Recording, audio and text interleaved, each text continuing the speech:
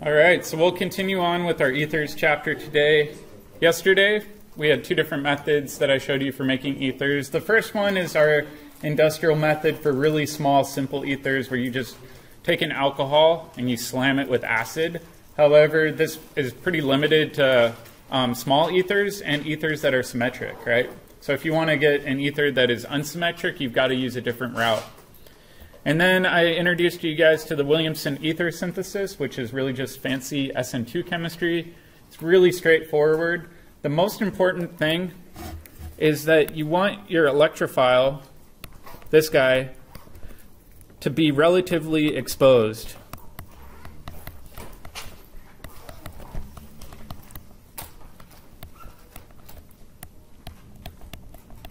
And what I mean by that is, just like we saw with SN2 chemistry, you don't want it to ever be a tertiary carbon, and methyl is the best, followed by primary, and occasionally it will work with secondary. But what's a big problem with secondary alkyl halides if we were to treat it with an alkoxide? They could also do SN1, which might be rearranged. Not quite. An alkoxide is also what? A good base, right? A good base with a secondary alkyl halide will do E2 chemistry. So really, when you're looking at your reagents, you have to be careful with this alkyl halide that you're reacting it with. It should be methyl or a primary alkyl halide. Secondary and tertiary alkyl halides really don't work well for the Williamson ether synthesis, with rare exceptions. All right, so now let's go back all the way to chapter 9. We'll talk about alkoxy mercuration, demercuration.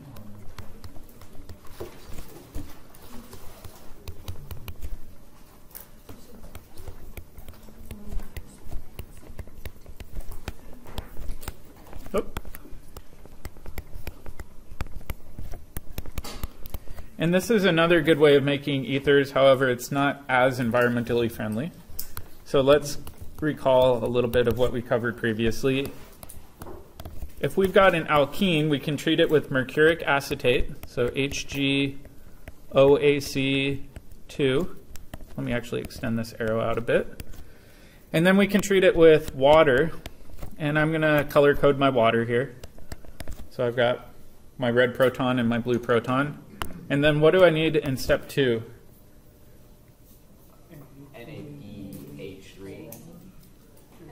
NABH4. So it's the similar reducing agents that we use for our aldehydes and ketones. So we need sodium borohydride. And we said when you do this, you can get an alcohol. Specifically, you get an alcohol installed in the Markovnikov fashion. Why would we ever use alkoxy mercuration, demercuration? Yeah, it avoids rearrangement. That's really the only reason we do that. So let's make a couple of notes. It'll give you your Markovnikov addition product. And it avoids rearrangement.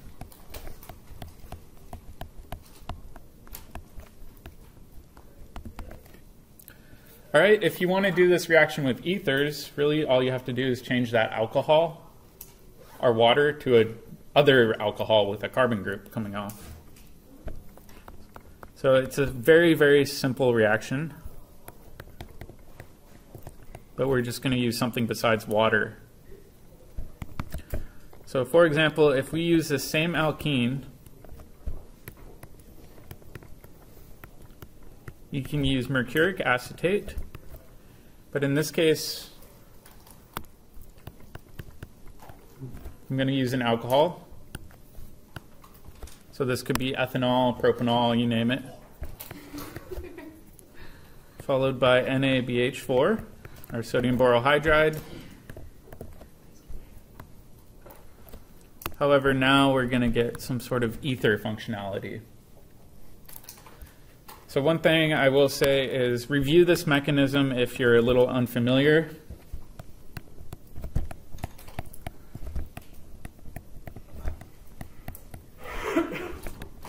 If you're rusty. It is important to remember that this is one of those weird reactions where you go through that three-membered ring, and we're going to be covering three-membered rings a lot this chapter, but I did want you guys to go back and review this if you forgot about the mercurinium ion reaction. Does that make sense?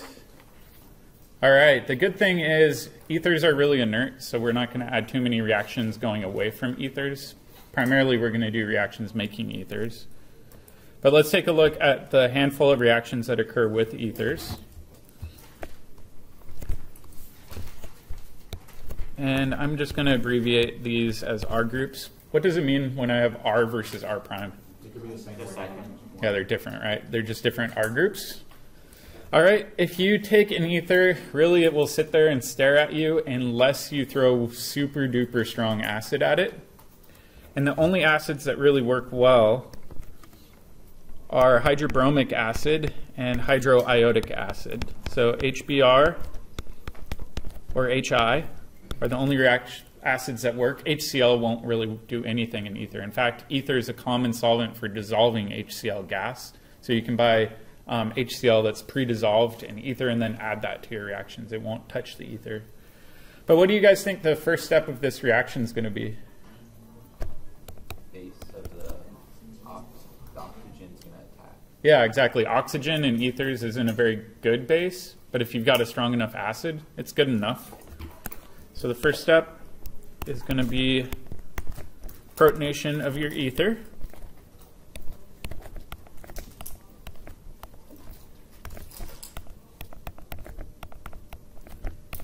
This isn't a very happy looking ether.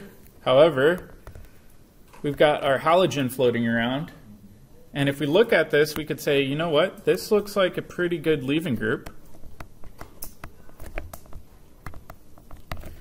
So we could have this halogen simply do a backside attack and kick off this half of the ether as a leaving group, right?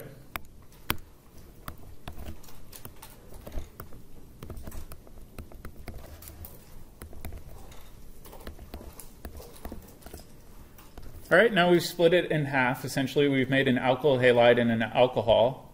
However, typically what occurs is you've got excess acid around.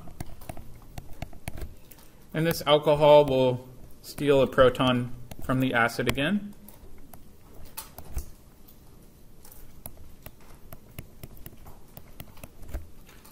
And then this alkyl halide's just kind of hanging out, not doing anything. And then your second equivalent of your halide is going to do another backside attack and then kick off water as your leaving group. So essentially this whole acid process is creating good leaving groups on your ether.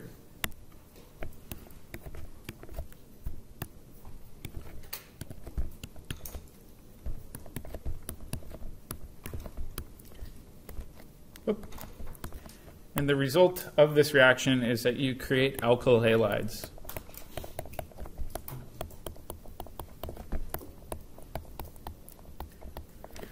This is not the greatest way of making an alkyl halide because we've got so many other techniques at our disposal. You can use PBr3, SOCl2, you can tosylate it. You can do a lot of other reactions to make alkyl halides besides trying to force an ether to split apart. However, it is important to know that ethers are incompatible with HBr and HI. They can split apart. Is this reaction exothermic? I would actually have to check that. I'm not sure if it's exothermic or not. I'd have to look up the bond dissociation energies.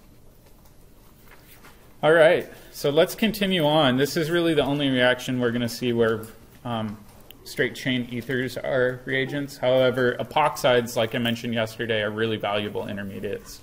So let's talk about how we can make epoxides.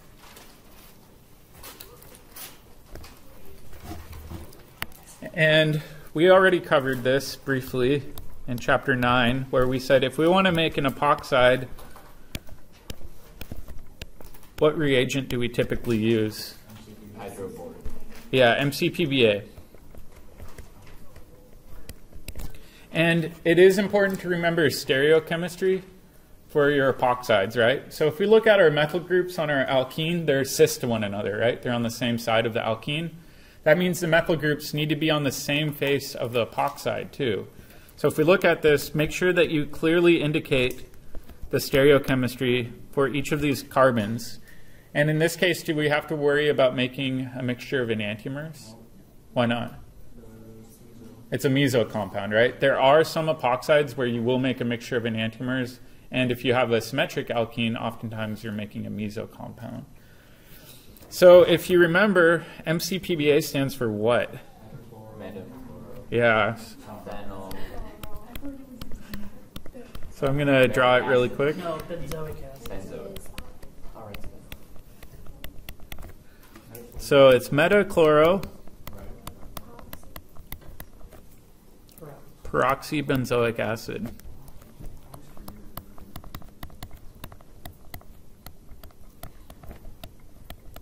That's the most common. The other one that you might occasionally see in sapling or your textbook is just peroxyacetic acid.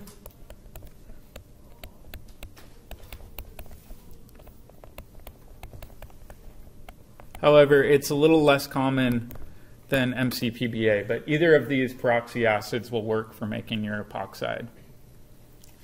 There's also a separate way of making epoxides that is related to your pod, and this is via the halohydrin reaction.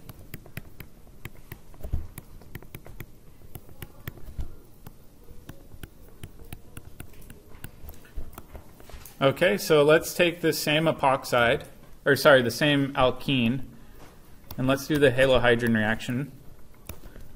What reagents do we need for the halohydrin reaction? Yeah, Br2 and water.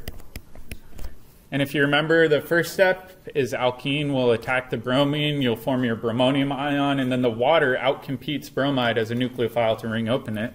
And so when you do this, you get anti-addition.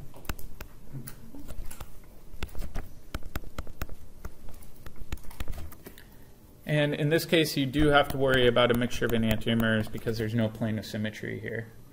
Okay, so that's our generic halohydrin reaction from chapter 9. However, we can modify this a little bit, and we can say, well, what happens if you treat this with sodium hydroxide? And I'm actually going to draw this bond out. That's a big clue. What do you guys think will happen? Yeah, you'll just deprotonate your alcohol.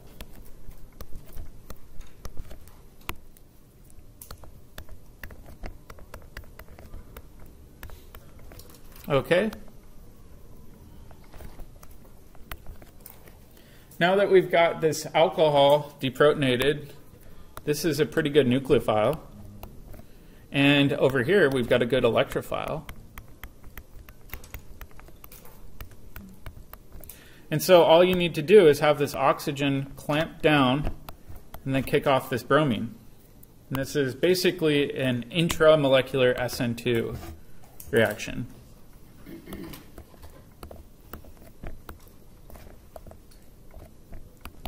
So let's make a little note of that.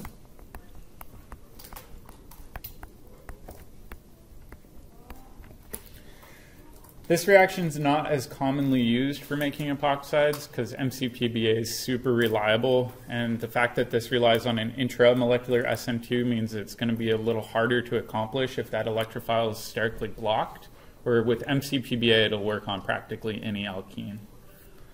Does that make sense? How does that even work, like the geometry of it? Yeah, when I first saw this reaction, I was like, wait a minute. You mean to tell me that this oxygen is going to happily form a three-membered ring? It doesn't look like it makes sense, but it actually does occur. And you're going to have to trust me on that. Why do the methyl groups have to be? It made sense in the previous slide, but why do the methyl groups just align the way that they do? So if you look at your starting material, the alkene, the methyl groups persist to one another in the alkene. They're locked. Yeah, and they're locked into place. And the same thing with your epoxide. They're going to be locked into the same face of the epoxide. One hint I'll give you guys with the pod, because the pod's a little bit complicated, is it might be a good pod to pull out your model kit and actually look at your cyclohexanes again, or cyclohexanes, I should say. And you may want to look at the most stable form of your cyclohexane and try to determine whether or not one of them might be more preferential to the other. So that's a good hint. Pull out your model kits. I know a lot of you guys might be a little rusty on your cyclohexanes. All right, let's do a practice reaction.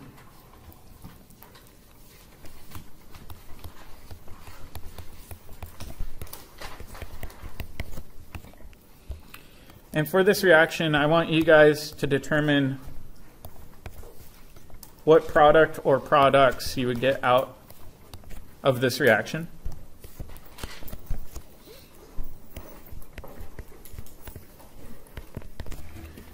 And then check with your neighbor, too. Is it just the MCPBA? Yep, just MCPBA.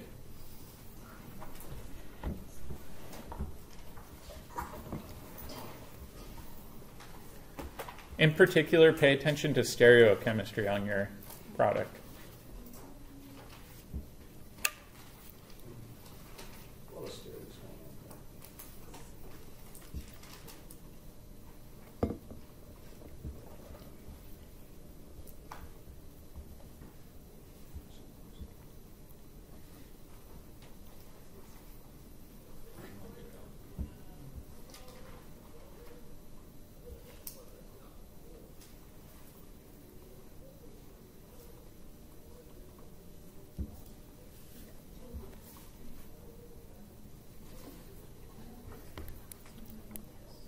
And if you think you got it, give me a thumbs up, too. Couple thumbs.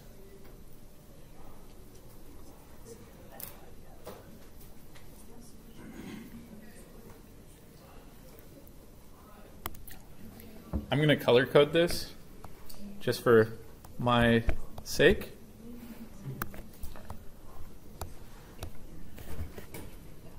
And so if we look at our final product, right, we said that the groups coming off the same side of the alkene need to be on the same side of your epoxide, right? So let's do one epoxide. And the blue groups, I'll just arbitrarily make wedges. So we've got an isopropyl group coming off as a wedge and a methyl group coming off as a wedge. And then if we look at our red groups, the methyl group coming off the same carbon as the isopropyl must be a dash. And then in the back, this ethyl group must also be a dash. Is that our only product? No. Enantiomer. No, we would also have the enantiomer, right? So you could write plus En.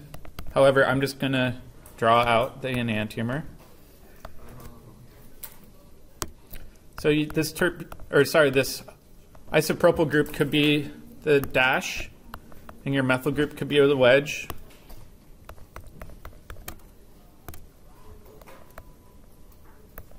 Or you could have this enantiomer. So it's pretty common when you're making epoxides with non-symmetric alkenes to end up with a mixture of different products.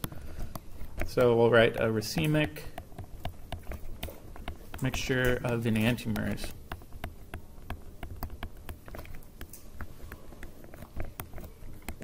This was a really big problem for a long time in chemistry because epoxides were such a valuable intermediate. However, we didn't have any way to selectively favor one enantiomer over the other for a long time. That was until the early 1990s when a chemist by the name of Barry Sharpless started working on this chemistry. And he developed an enantioselective epoxidation method.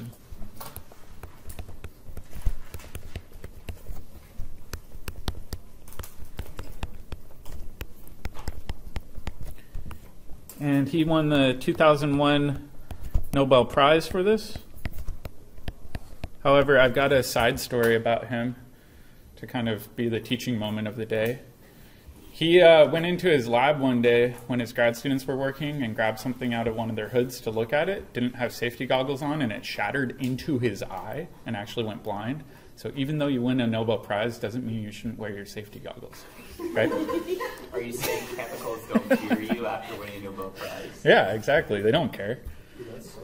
So let's take a look at how he accomplished this. So he primarily was working with allylic alcohols. And if you remember, the allylic position is the carbon one away from your alkene, right? So if we look over here, this is our allylic carbon.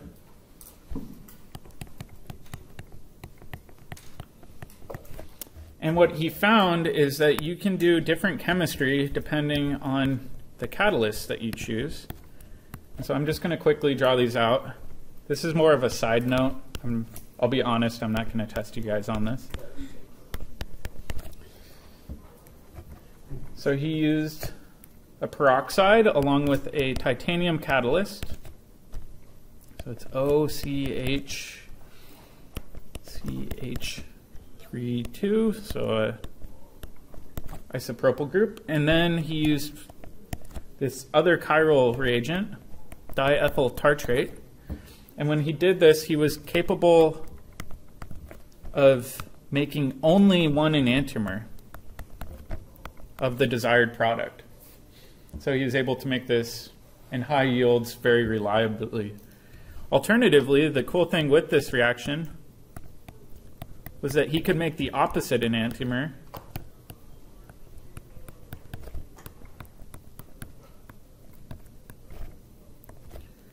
by switching the diethyl tartrate that he used. And actually, I'm going to draw this a little bit differently. So the minus is like which type of enantiomer it is? Yeah, that's a good question. What does the plus or minus mean for diethyl tartrate? Does anybody know? What was that? Yeah, exactly. So the earliest way of determining whether or not a molecule is chiral was to shine plain polarized light at it. It would either spin it clockwise or counterclockwise. That's what the plus or minus is indicating, which enantiomer you're dealing with. So plus and minus is oftentimes confused with R and S. R and S is the absolute configuration, whereas plus or minus is just telling you the direction at which it's rotating the plane polarized light. It doesn't tell you the absolute configuration. So the cool thing with this was that he opened the door for making enantiomerically pure epoxides, and as a result, we were able to make a lot of drugs much more easily. So if you guys remember back to first term, I said making drugs that are enantiomerically pure is a really, really big deal. You don't want the wrong enantiomer because you might be making something that's incredibly toxic for you. So this was an excellent workaround. So I just throw this in because if you go on in organic chemistry, this is a really common and useful reaction for making epoxide intermediates. Does that make sense? I know it's kind of out there. I have a question about this. Yeah. How did he stumble upon this? That's a good question. So oftentimes when chemists are trying to come up with a reaction that makes only one enantiomer over the other, they end up going into pools of natural compounds. So diethyl tartrate is natural. You can order it from any chemical supplier. However, what it will do is help transfer its chirality to your desired product. So they're pulling from the natural pool of reagents. And so I'm sure he screened a ton of catalyst conditions and a ton of chiral reagents along with those catalysts to see which ones work. However, diethyl tartrate was the one that ultimately worked the best and was cheap too. So trial and error. Yeah. Okay. Yeah, if you go back to the early 1900s with catalysts, oftentimes they would screen tens of thousands of catalysts before finding one that worked well. Today, we're getting better at trying to computationally narrow down the field before just randomly trying things. But even nowadays, it's a lot of trial and error. All right, so let's talk about epoxides and why they're such useful intermediates. Specifically, we'll talk about the ring opening relationship for epoxides.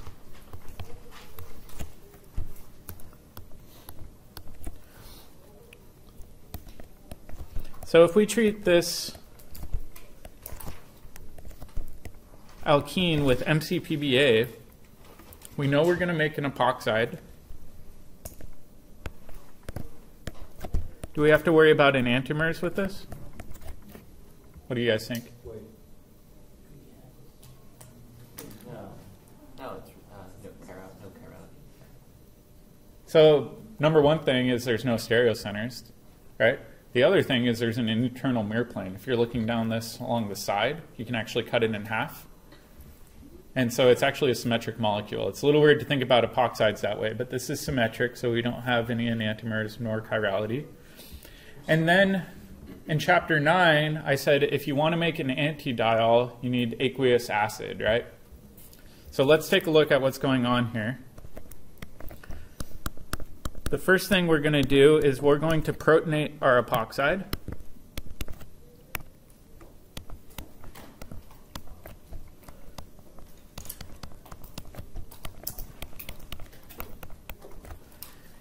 And then the big question is, all right, if we've got a nucleophile, which carbon is this nucleophile going to go after? Is it going to go after the green carbon right here or the blue carbon over here? Wouldn't it depend on the nucleophile?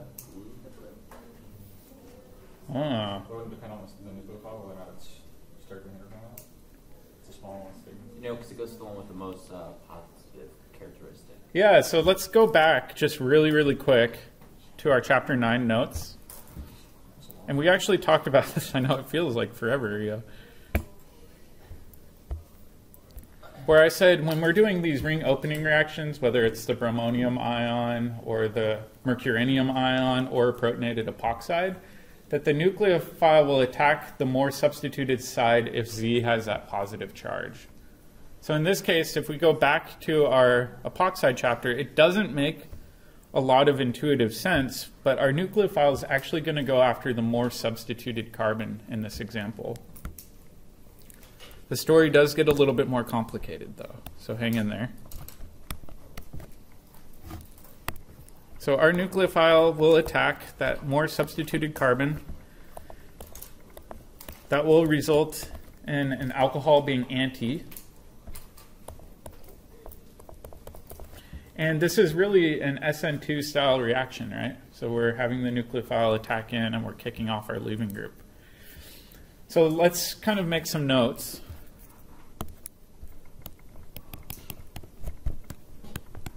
With acid catalyzed ring openings,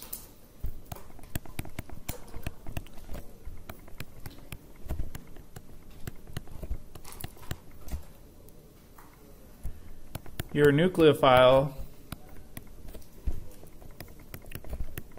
will favor attack at the tertiary position. So if we look at this, we could say, hey, this carbon over here is tertiary versus over here it's primary. The nucleophile in this case favors attacking the tertiary position. Why is that? Sterically, it doesn't make sense. Yeah, electronics too. It's more stabilized in its transition state because we know it's going through a transition state where it's being forced to carry a lot of partial positive character. And we know that the more substituted carbons tend to be more stable when they have partial positive character. For hyperconjugation. So let's take a look at a different example, though. And unfortunately, I halfway lied to you guys. Will we ever get the truth? It's all lies and made up numbers. So example number 2, the weird exception.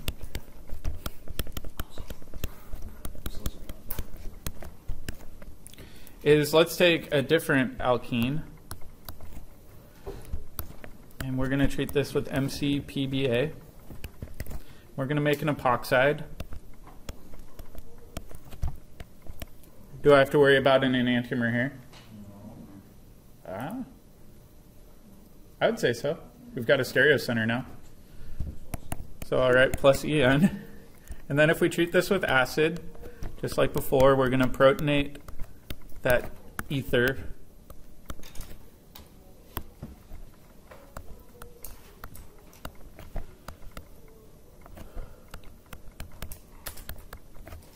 And let's say we've got a nucleophile floating around again. Now we don't have a tertiary carbon.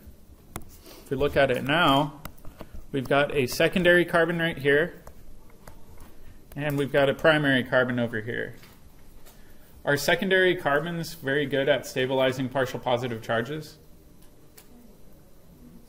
Not really. They're kind of in the middle. We saw it during term 1 that if you go through a secondary carbocation, it really wants to rearrange. It's not very happy carrying a partial positive charge.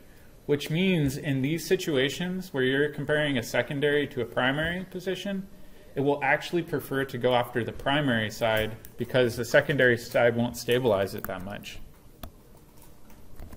So now it's sterics? Yeah, exactly. So now we've got our nucleophile. And we're going to make a mixture of enantiomers. So under acidic conditions,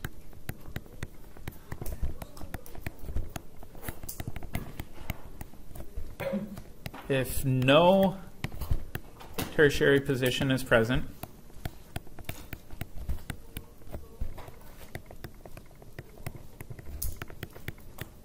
your nucleophile will attack your less substituted side.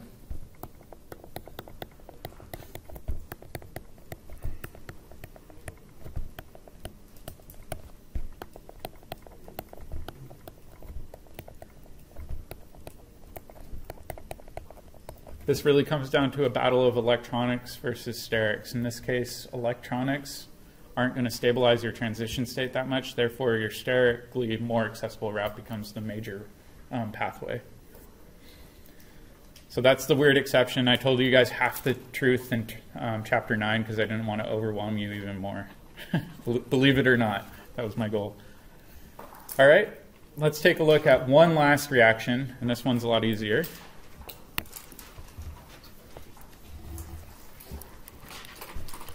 So example number 3. This is under basic conditions. So what happens if we don't use any acid anymore, but we still want to do ring opening of an epoxide? So let's go ahead and treat this with MCPBA. Oh.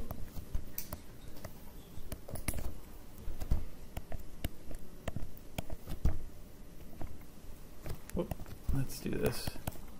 There we go. So this one's not chiral anymore.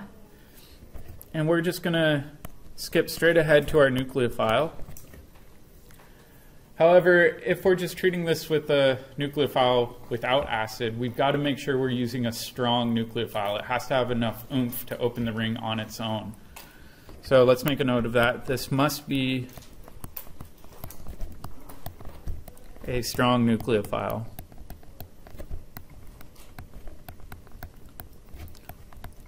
The way I always remember this is that if you're doing this under basic conditions, this nucleophile almost always has a negative charge.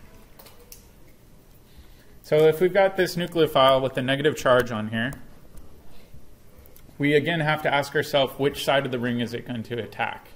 In this case, it's a lot more simple. It's always going to favor the more accessible side. So in this case, we've got a primary carbon available. So it'll definitely go after that.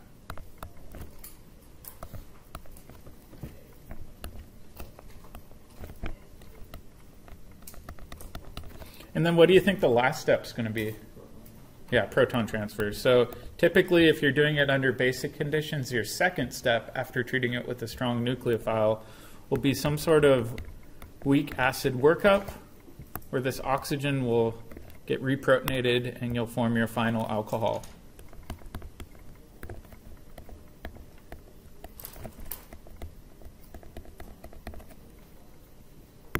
So let's make a note. Under basic conditions,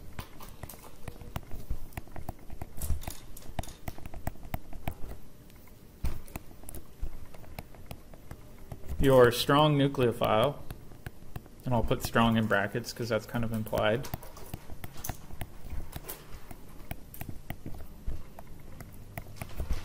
will always attack the more substituted side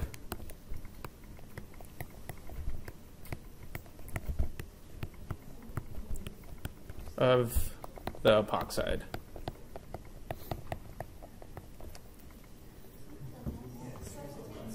Oops, shoot, holy cow, what's going on? The less, thank you, always attack the less substituted. I've either had too much coffee or not enough. It's one of the two. All right, so I think we're going to leave it off there, but the main takeaway for the ring opening of epoxides is under acidic conditions, if you have a tertiary carbon, your nucleophile will attack there. Under basic conditions, it'll always attack the less substituted side, so the trends more or less switch.